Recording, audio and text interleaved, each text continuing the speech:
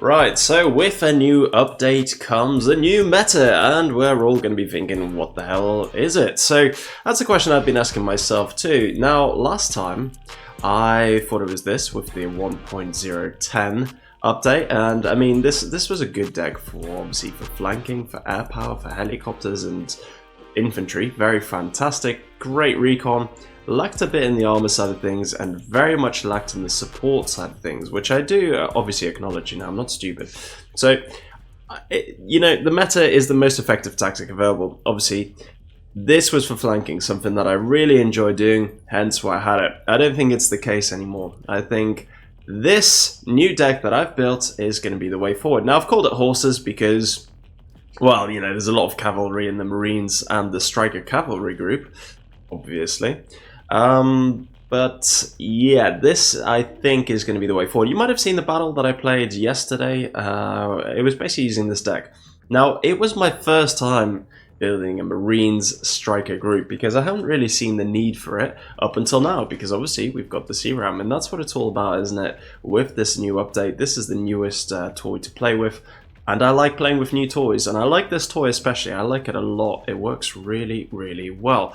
But let me talk to you about the deck. So, like I said, it was the first time building this combination for myself, and I've had to edit a few things because some things really weren't working for me during that game, and some things really were. So I've refined it since that battle that you might have seen yesterday. Again, links in the description as always. But let me talk you through this deck and tell you what really works for it. Like I say, I do believe it to be the actual new meta. Now, drones, everybody knows that unless you're using the Sentinel, drones are basically for clearing out your back lines or an emergency set of Hellfires, which is exactly what I've got it here. 85 points, basically, yeah, catch some snipers or sneaky boys in my back lines, get ready to pound them with stuff. You have to put missiles on them, so I'll put the cheapest ones on. There we go, that is the Predator. Yeah, cool little drone, to be fair. Anyway, moving on to the lunchbox. Now, to be fair, I absolutely love this lunchbox. The Armored Knights, the what else is it called? Is it the Guardian? When it's just, yeah, M1117 Guardian. But obviously you do want to upgrade it for the enhanced optics, and you want a 50 cal, not a Mark 19, because a Mark 19 cannot shoot helicopters, whereas a 50 can. So I mean, let's be honest, if this thing gets spotted by a helicopter, you're pretty fucked anyway, but at least you stand a chance. If you go deep into the forest and they go directly above you, at least you can actually shoot it down, which is pretty good.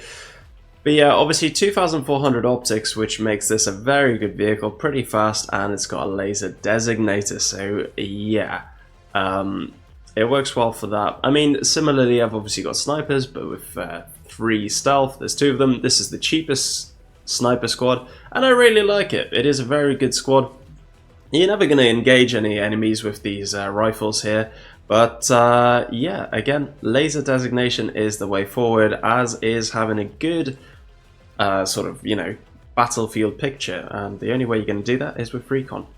Let's talk about the scouts. They are only in here to bring this out, and this vehicle, the Striker RV, I've seen it used against me to devastating effect, I'll be honest. It is a great vehicle, especially with the smoke and, the active protection.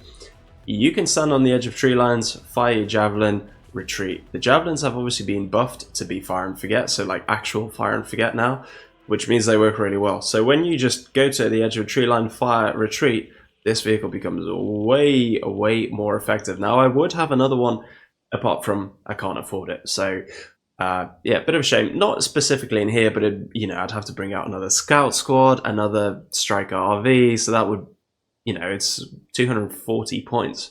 I don't have an extra 240 points to spend in this deck, so yeah. But I do have the tow. Obviously, this is basically for flanky adventures, and I do love it, to be fair. It's a rapid little car.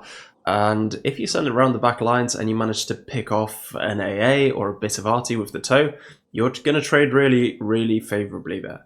So again, these are suicidal units. You don't use them for actual tow ambush. I mean, you can. It will do the job for 1,600 meters.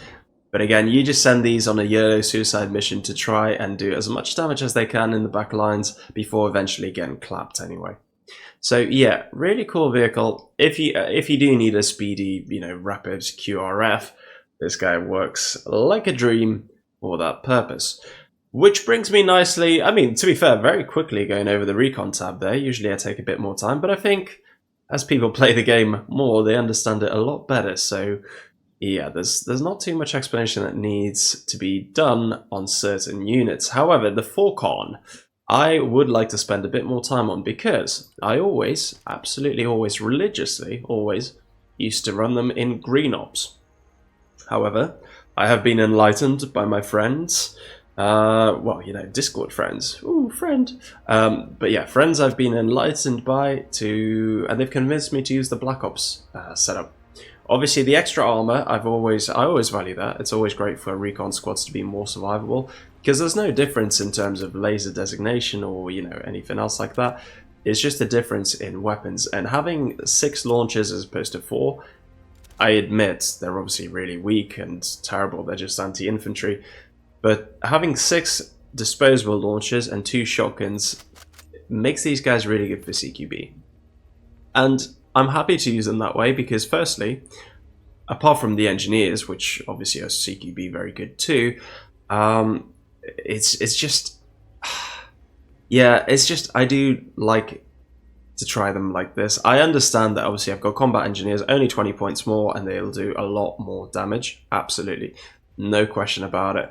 But with their stealth, you can potentially, and the higher armor, well, sorry, these are the same armor, but with their stealth, being able to sneak up and do some CQB stuff, I'm hoping it's going to work. This is something I'm testing. Like I said, I haven't actually used them in the Black Ops config. I've only used them in Green Ops, because I do like my AT4s. But yeah, my mates said it's the way forward, and I trust my mates. So yeah, that's how it's gonna go. Now they're brought in. Let me, let you show this beautiful vehicle. I do love labs; they're very cool. This is the Scout Lab. Basically, obviously a speedy, decently armored, decent firepower sort of little speedy vehicle. Ultimately, its purpose is a little bit of extra firepower, but you're not going to get much from the Bushmaster, are you? It's okay, but it's not great. You're absolutely going to get defeated by any other vehicles the Russians have, like a BMP, for example. But again, if you are going to do a flanky stuff, then this is the way forward. These are actually really disposable, very cheap. They can swim, which is a bonus. Come the way the enemy doesn't expect you. Yeah, and it works pretty good for that kind of stuff. If you, for example, bring your tows for a flank and support them with this, with obviously AA on board, then it works good, or drop them off with snipers. But that's what the GMV is for. Now, the Humvee. Humvees are cool. Humvees are so goddamn cool. It's got smoke, which is great, and it's got a minigun, which is even better. Obviously, in the previous update, the miniguns got buffed, and they're actually pretty decent now. They used to be really terrible. Now they're quite decent, is a fair way to put it. And I love miniguns. I absolutely love miniguns now. So I wouldn't go anywhere without them, but ultimately this vehicle is for dropping off my 3 sniper squads, can obviously all fit in here, and this guy can just ferry them around, drop them off at wherever needs to be done. So there we go. There's not much else to take. I mean, literally everything that I could have taken apart from the Shadow, I have taken. Obviously you don't want the Shadow, it's got minimal range, and yeah, you want this guy. So I've taken basically 1 of each, at least, from the Recon tab. Now, Infantry. As we've established, my Forcon does a CQB role, and so did the combat engineers. Apart from the Forcon, obviously a stealthier squad, and this is a tankier squad due to the 9 men it has, as opposed to the 3 men it has. Obviously, sorry, the 6. What am I talking about? The 3 men difference is what I was supposed to say. Obviously, these are better. These 84mm shells, they do a bit more damage. Let me just have another look. Let's compare them side by side. 65 damage here, and 65 penetration, 6.5 damage, 8.5 damage, 85 penetration. There we go. The thing with the combat engineers is they can actually survive in a sort of actual brawl with other infantry squads. They get 2 machine guns, 5 rifles, and 2 noob tubes. So yeah, it still makes them quite a capable squad if they're just doing normal fighting, not necessarily CQB. But obviously when you get shotguns in a building, they work really damn well good. Now, This is a great squad. There's absolutely no doubt about it, and it is absolutely crucial in wiping out stuff, but they obviously lack anti-tank capability, which is what mainly, apart from obviously... Let me talk about the Troopers AA quickly then. Obviously, this is the only squad that I've got with Stingers. It's not the best Stinger, definitely not, but it's basically the only one I got. Nah. So... I'm a bit stuck with these guys. I actually would prefer not to take them. I like the fact that they've got a machine gun, but 9 men with 6 armor, you know, it's a big 90 points is a lot for a very limited effectiveness Stinger, but that's okay. We've got more AA, which I'll talk about later. So, I mean, it's just always good to have a Stinger squad that can provide some half-decent firepower. It's not great. The M240 is good, but it's not that good in game, so... yeah, this is literally a Stinger squad that's not very good at any specific job. Not even a Stinger job, which is what it's meant for. But ultimately, so we've got CQB, we've got the manpad. What we need next is anti-tank capability. Now, I'm going to talk about the Troopers. These are a squad that I used to avoid because I just thought, you know, they're 6 armor, not very good. 9 men, so it does give them some decent HP, of course, but they're sort of a jack of all trades, master of none. And I tend to avoid those squads in Broken Arrow completely. But, however, with the new update and Javelins being way more effective, they're definitely an absolute contender. I've seen these squads comfortably 2-shot a tank, which is surprising, of course, but...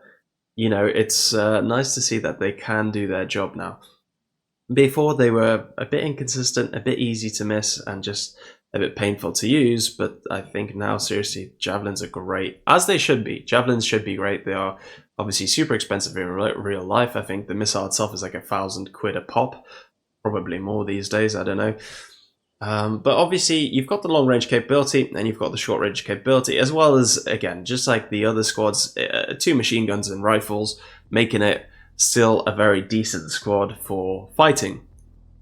Decent, take that with a pinch of salt. It is quite weak. These will lose to most other infantry groups, especially the Russian ones. But in the specific case of these guys, where you want them to take out a tank, and be able to do some damage to a regular infantry squad, these are your go-to guys.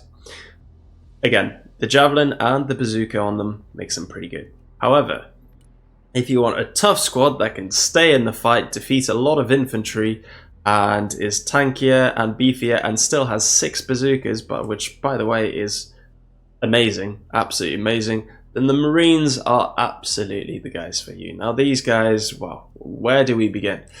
Super tough. I've seen them defeat a lot of squads just on their own, but obviously if you pair them with other stuff, they're going to be even tougher. It's a force multiplier, right?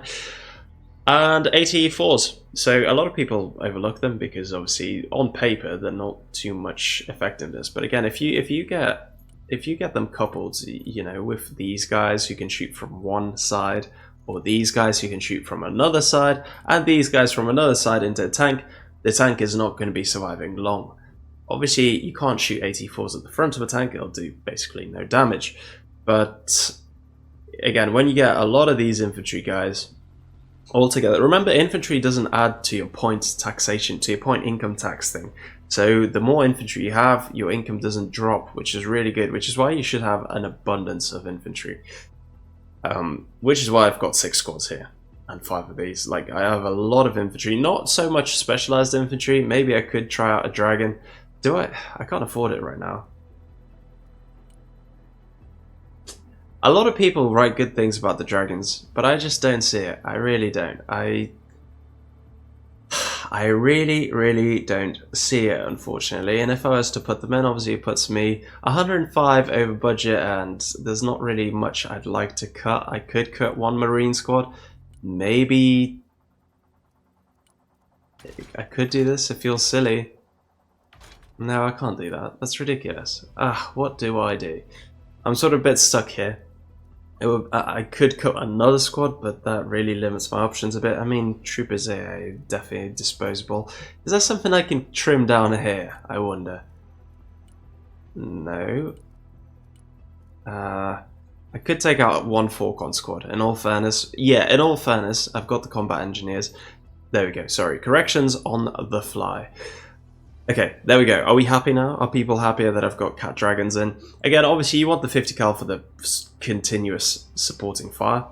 Pretty good. Good damage. Yeah, it's a 50. I do like 50s. I do think it's probably better for me to upgrade them like this.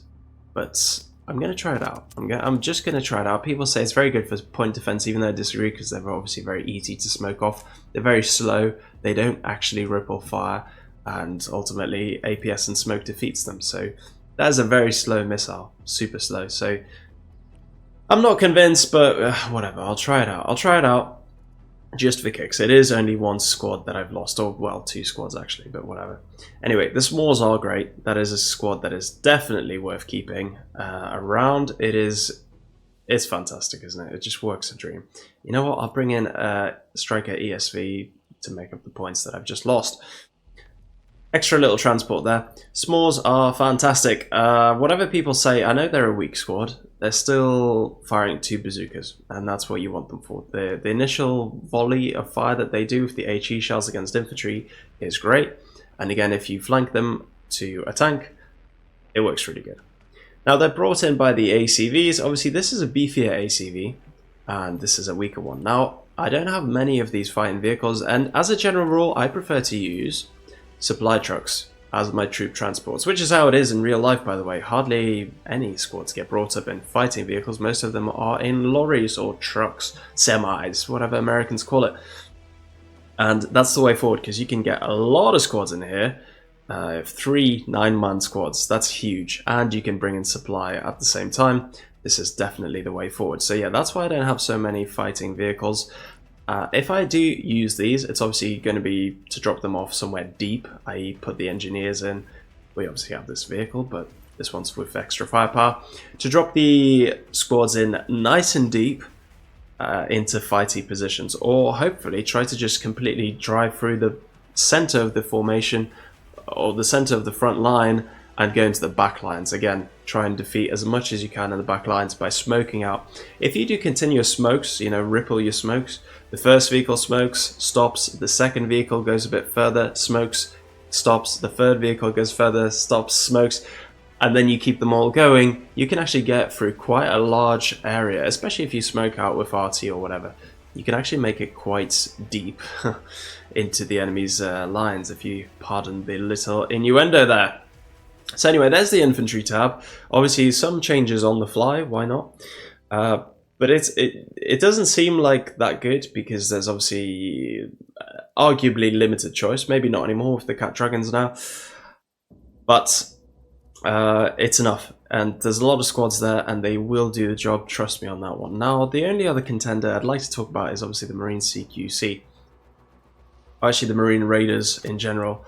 I personally prefer them in standoff, but for 120 points it becomes very expensive. The Marines and the Troopers together work just as well.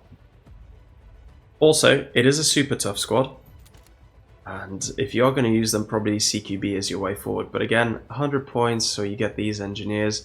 I don't know, it's a tough decision. It is a tough decision. You get 8 launches here, obviously you get 5. They are the same, these are the slightly worse ones. So it is obviously a contender, absolute contender. You could try these out, you know, just as a one squad that's a bit beefier. But these are also bullet magnets, and I know they're super survivable, but so are these guys. I don't know, it is a tough decision. I would probably like to try one in, but ultimately the worst part about these guys is you can't fit them in anything. Helicopters, yes, but the only ground transport that can fit them. But actually I've got a Hemet now. Some more changes will need to be done. Do I cut another Marine squad? Fine, I'll do it just for now, just to have Marine Raiders. Okay, fine, you've convinced me. Sorry about that. I probably need to cut these guys out though. This is too much. I don't know what to do. Right, okay. Happy. This is the way forward, and I'm not going to change it. Not even if you... Yeah, okay. We'll see about it. Like I said, it's my first... I've only used this deck once, but I already know that it's definitely going to be the meta, and I've seen it used against me a million times. It does work really well.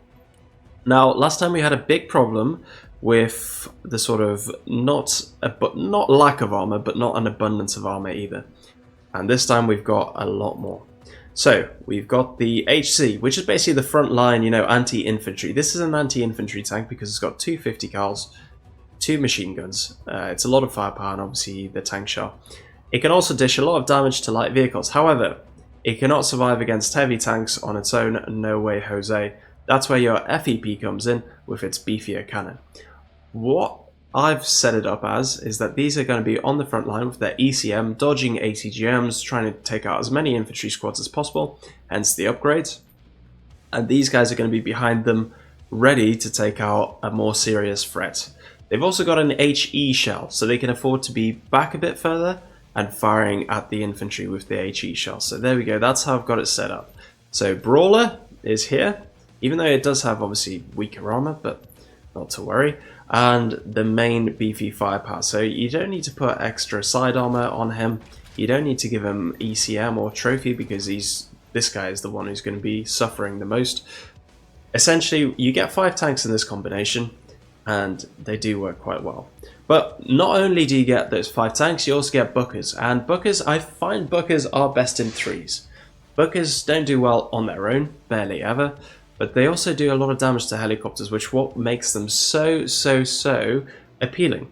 Now, I've seen it so many times where these Bookers, these absolute terrible but great machines at the same time, come in and save the day with their 50 mils.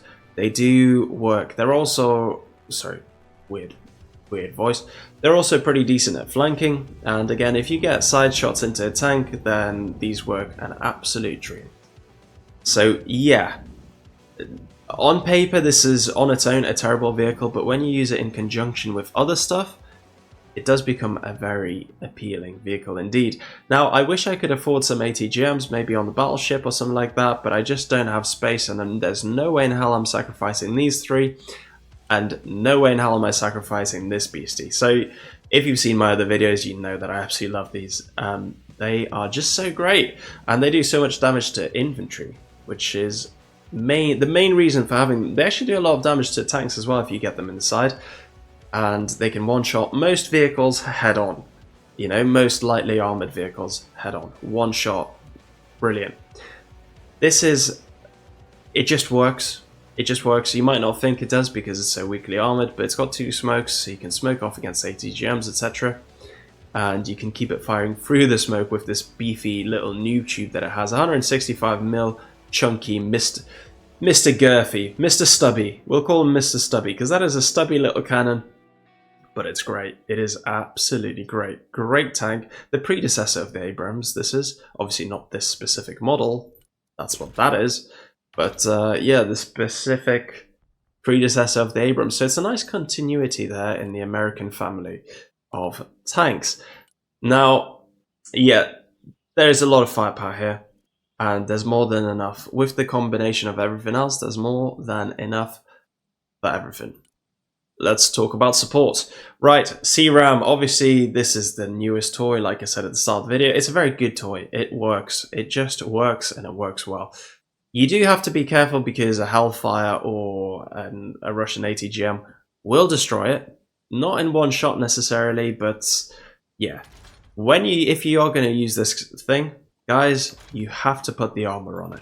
Not because of the actual armor, but because of the 12 HP that it gets.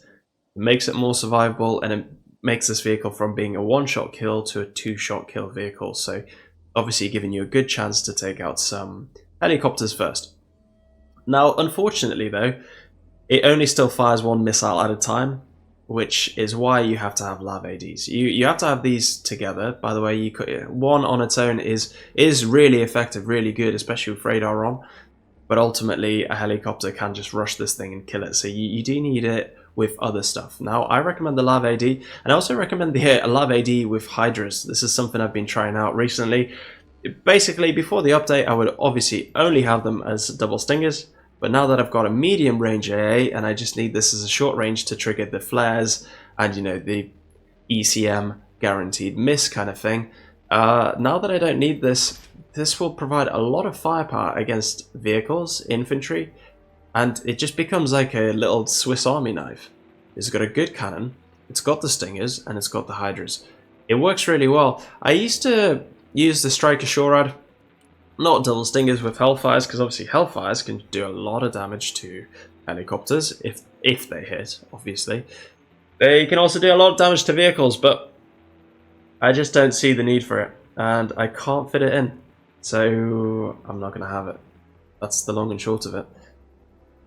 I've got other priorities that I need in this deck, and it just doesn't work that well for me. If you do put the extra armor and APS, it also becomes way too expensive. Like, it's fine in the default format, but I'd rather have a, yeah, I'd rather have a lav, because it's also got smoke.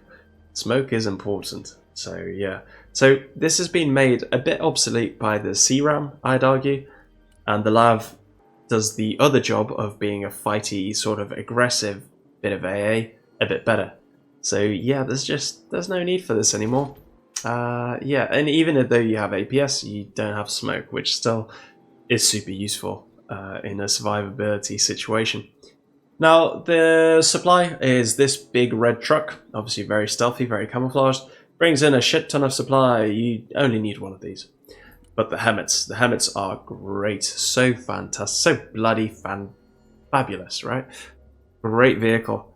It's, like I said, 27 is 9 times 3, so you can easily get 3 squads in. If you bring in smaller squads, like obviously 8-man and what else did we have? Yeah, basically these guys, you can fit in even more stuff in the back of these things.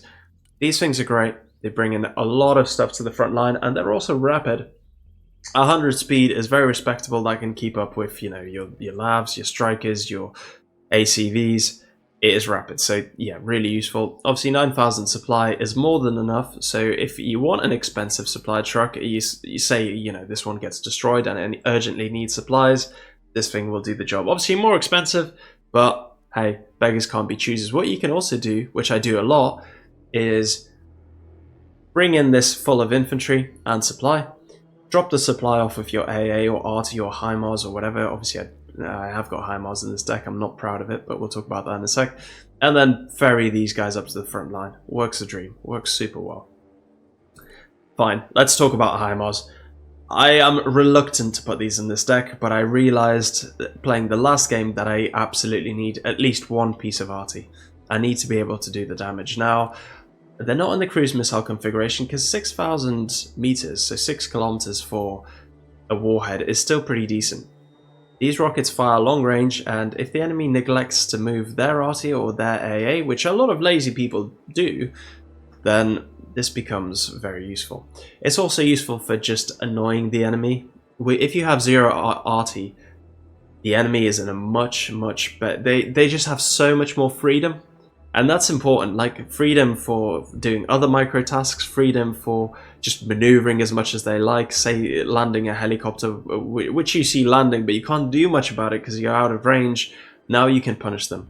So that's why I've got the HIMARS. I could have gone for strikers, but 4,000 with a pretty feeble cannon. Yeah, it's not my style. It's not my style at all. Do they even have laser guided? No, they've got clusters, but I've never liked these. I really don't like them at all. Also, the reload time is way too long for an 105mm shell. How is it that 155 HE shell reloads quicker than this slow thing? I have no idea. Maybe because it's hand-fed or whatever, but don't care. HIMARS is... I'm reluctant to bring it out. I hate support players, and I hate how people have them always spamming them out in the prism.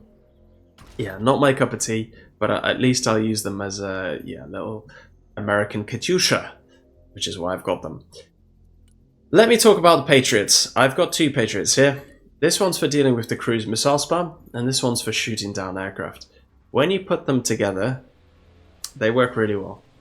Now, I would love to have a PVADS or something like that, or like the SeaRAM in the SeaRAM configuration. I'd also love to bring out one of these in the Cat Fae because they're just absolutely great. But I can't really afford it. Well, I can, but I prefer to have this instead. By the way, the Hemmet is basically a bigger version of the MTVR, and you guys know that I do love my MTVRs as well when I'm playing Marines. Now, I wish I could have, you know, a SeaRAM and a SeaRAM, but unfortunately not. So I have to stick with this choice. It works really well, and yeah, ultimately I just have to be a bit more careful with my radar switching on and off. But if you stick this guy out in front, hopefully he should be able to shoot down a lot more of the targets. Now, the Patriot Pack 2 is semi-active, whereas this is terminal guidance, which means that when you have missiles firing at an aircraft, this one will probably actually finish the aircraft off. This one might do the biggest damage, but this one might actually shoot it down. So yeah, it's tough. It also has 3 multi-targets, which is really good. And when it fires a cruise missiles, yeah, it works really well. I am tempted to have 2 of these instead of 1 of each, but yeah. I always have the B-kit armor. Again, it's for the same reason as I talked about earlier. It just makes it that slightly tiny bit more survivable. Where I've seen a lot of these guys, after being bombs or, you know, near misses from bombs, these end up being on 1 HP. And that's all thanks to this little extra bit of armor that I've stuck on there. So yeah, it is definitely worthwhile. You should use it. Moving on, helicopters. You are slightly limited in the helicopter tab. Very slightly, but ultimately I think these days everybody knows the dangers of throwing helis into Russian lines because the Tors will eat them up. The Pantsers, if not the Tors, then the Pantsers or the Verbers or the countless amounts of Russian SeaRAM that they have. Russian SeaRAM is a very serious threat, so everybody knows that helicopters are not really the way forward in dealing with Russian formations. However, we've got the Osprey because it's obviously rapid, faster than some aircraft, which is crazy, or just a tiny bit slower. And yeah, it's my transport, a helicopter with supplies. It can obviously drop off a lot of men as well, which is good. And I rarely use it. I rarely use this at all because it's expensive, 150 points. If it gets shot down, that's a big ouchie. And yeah, ultimately, it's a helicopter which we've established Russia is very capable at dealing with. The Viper. Right, the Viper, for me, is in the Sidewinder configuration. It is an air-to-air config, and I don't really know why I have it that way. I used to always have it with the sidearm. Maybe I will keep it. Maybe that was a mistake. Maybe I was supposed to have it in the sidearm. Yeah, this is for Russian AA. That one must have been a mistake by me, because they are similar names, obviously, but yeah. I don't have an anti-helicopter though, which is a bit of a problem. Maybe that's what I was going for. I don't know, I'm confused. Like I said, I've only had 1 game with this deck. The problem is I do need anti-helicopter capability, but I also need anti-Russian AA capability, so I don't know what to do anymore. Maybe instead of toes, I could put sidewinders here, I suppose. But maybe not, because I need my toes. The toes are obviously against tanks and vehicles. They're not going to do too much damage. Neither are the Zunis, but if you get them deep enough into the enemy lines, then they work great. Again, these helicopters, these attack helicopters are fragile. They're very feeble and weak in the game. So ultimately, how you build them out is up to you. In all honesty, there's not much I can recommend with this deck. This is a great trade-off. This helicopter trades so unbelievably well. Let's stick some miniguns on it. No, I can't afford it. I've maxed the limit here. But ultimately, with its super cheap APS, it can rush in to back enemy lines and do some damage. It's also got 10 ECM, which is pretty cool. Yeah, I'm not too proud of the helicopter selection. But again, I rarely use helicopters these days because when they get shot down, it's a very big loss. But hey, if you do manage to do a flanky stuff, then yeah, these work great. Do that, why not? Let's stop talking about the helicopters because it's not a strong point of the deck. It's the weakest part. Everything else is really strong. The helicopters, not so much. Air power, cool, a strong bit. Prowlers, yeah, I love Prowlers. Everybody loves Prowlers. Everybody loves a good bit of seed that can just stay on the map for absolute ages. Now, the alternative to the Prowlers is obviously the F-16 CJ. However, when you deck it out in its cheapest configuration, it's 315 points, and, you know, it can still get shot down because it's only got 5% ECM. It's got 2 long-range missiles, which are quite helpful, to be fair, but ultimately, if you've got a seed plane, I'd rather go for this guy. He can stay in the air much longer, 180 fuel versus 120, higher ECM, and it just stays on the map for ages, firing off its seeds. So yeah, nice and cheap, that's how we like it. That is why I've chosen this guy. Like I said, I used to have this, but it just doesn't work that well as you'd like it to. The Viper. Now this is juicy. With the update, the JSOWs are now more powerful, way more powerful. And what's more powerful than 2 JSOWs? 4 JSOWs. Beautiful. Now these cover quite a large area, by the way, when they detonate.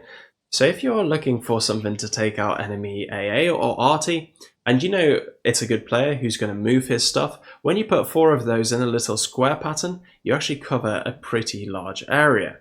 Now remember, 8.5 damage is actually quite a lot, so 2 good hits and you've taken out basically most vehicles in the game. So when you have 4 of them, and again you cover quite a large area by doing that, you've got a lot of boom power there. And these work great. These work great. You do have to time it well. You have to have them low altitude, then drop the bombs, and then RTB with afterburners immediately. But if you can master that skill, like basically the same with the F-35 and the Stormbreakers, then it's going to work really well. It is a little bit on the expensive side. Obviously, 375 points. You can upgrade it for ECM, but it's not worth it. It's absolutely not worth it. You know, this thing is either going to get shut down or it's not. There's no sort of... an extra 10% of ECM is not going to save it. So there we go. Very cool plane, very effective. I absolutely love using it now, especially with the upgraded JSOWs. This is my fighter. Again, not ideal, not great. Its range is limited, but it's the cheapest way I could make it. So I've got SeaRAMs, I've got 4 Sparrows, and I've got 2 Sidewinders. For less than 300 points, there's a lot of firepower. Remember that the Sparrows will fire 2 at the same time now with the previous update, meaning that you can have extra Sparrows there. They still work really good, so yeah. Cool plane. Not ideal, but in a clutch situation, it will do a lot of damage against other enemy fighters. Not very survivable, not that good, so use it sparingly. But otherwise, quite a capable, decent plane. Moving on, the Harrier. Now, the Harrier with the Mavericks and the sidearms, I hope you guys already know the benefits of it. It is bloody great. Absolutely bloody great. It is terrific, in all honesty, because the sidearms distract, obviously, the AA. This is not survivable, by the way. This is a one-way mission, and hopefully you'll take out a lot of tanks with it. So, yeah, it's a one-way mission, but for 220 points, you can do a lot more damage. Bear in mind, most tanks cost around starting price of 220, give or take, and 1 missile will destroy a tank. So yeah, even if you take out 1 tank and maybe 1 bit of AA, this is so worth it. Absolutely worth it. You know what? It's so worth it that I might remove this F-35 because I don't think I need it anymore. I've got this now. But I might remove the F-35 and stick another one of these in. It'll also give me a few more points to play around with the other stuff upstairs, like the Infantry tab. So I'll test it out, I'll see. But otherwise, you know, I like my F-35s. And the reason I like my F-35s is obviously for the Stormbreakers. It's got stealth as well. Stealth is not cool, but yeah, it's nice to have it. It's pretty good on sneaking up at vehicles, and it's a lot more survivable. So this is not that survivable, this is way more survivable, which is pretty cool. Yeah, I'm not sure. I'm going to keep it like this. I'm not going to make any changes here, absolutely not, but ultimately this air tab is very robust. If you see a Russian armored column, this is your boy for sure. This is your boy for sure, as is this. For back stuff, this and this work well. You always got to have seed out to protect your aircraft a bit more, and here's your fighter. You've actually got such a great selection of stuff. There's a great selection of other stuff in here as well. So, for example, the CJ, I wonder, what else can you put on the CJ? It is literally mainly seed. What if you put ECM and stick lots of missiles on it? Nah, not that good of a fighter. I'd keep the Hornet for that one. Also, not that quick, annoyingly. I wish its speed was buffed up to 910. You can't have everything, can you? But anyway, yeah, the 15% ECM does make it kind of attractive, to be fair, and it's obviously got 2 harm by default, which is really cool. You've also got the B-52, so if you like your cruise and missile spam, this is your go-to. And you got the Hornet D. Now, actually, a very terrible, mega awful aircraft, I would say. Ooh, the clusters it has on it are terrible. It's got firebombs, which is a good part of it. but ultimately it doesn't bring much to the table. These clusters, they do barely any damage, minimal damage, very, very bad. 4 damage, I mean, what are you going to kill with that? Not even a Humvee is going to be destroyed by that, it's just going to be tickling it. So yeah, very pointless aircraft. But you've got a lot of freedom. You've got the cheap firebombs and bombs here, if you want them. I don't recommend these because they're too slow and they will get taken out. So you might not even get to drop all of your payload necessarily, and it doesn't have sidearms, unfortunately. You've also got a transport helicopter, plane, what am I talking about, helicopter, a really cool one by the way, that looks gorgeous, and that is pretty much it. You've got the Fighting Falcon, sorry, I don't know why I said that weird. That can do a lot of good stuff too. You know, again, the cluster bombs, yeah, same issue as the F-18. Not great at all. But a lot of choice, a lot of choice with the air power. I think this is the best combination by far. It definitely is, in my opinion. So yeah, feel free to copy it and try and use it for yourselves. I wonder, can I get 3? Yeah, I could actually get 3 of these Harriers, and if I cut other stuff and ram them in, but I'm not going to, not yet. I'm going to play this deck a lot more, my horses deck. Again, this is supposed to be a bit of a mobile, heavy sort of, heavy cavalry kind of regiment or battle group, whatever you want to call it. Let's call it a battalion. And you know what? It does really well. I am convinced that this is the new meta. If basically these days, on the American side, if you don't have an armored deck or marine deck in your build, there's no way you're going to win the battles. So you have to have one or the other. But ultimately, with the SeaRAM coming into play, this is a game changer for taking out Russian helicopters. Absolute game changer.